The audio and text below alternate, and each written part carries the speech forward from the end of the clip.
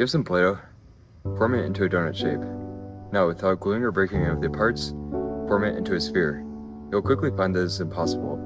That's because the donut and the sphere are not homotopy equivalent, which introduces us to the concept of homotopy. The think of homotopy as a continuous animation beginning at one function and ending at another.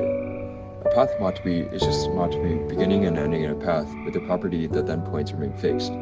You've probably been doing this since grade school. The movement of a jump rope is a great example of a path homotopy. As you keep the ends of the rope firmly fixed, the jump rope is moving around you the entire time. Since your hands are fixed, each of the positions of the jump rope are path homotopic to each other. And this brings us to the idea of the fundamental.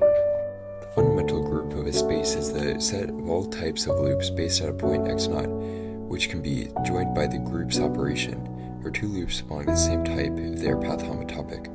Considering the space of all points on part of a wall minus the points where a screw is inserted can form all of the different types of loops by winding a rubber band around the screw a certain number of times, either clockwise or counterclockwise.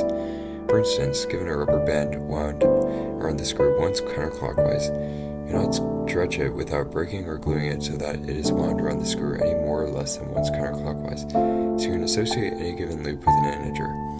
Now, if you join any two loops in the space, the resulting loop will wind around the screw a number of times equal to the sum of the winding numbers of the loops that were joined.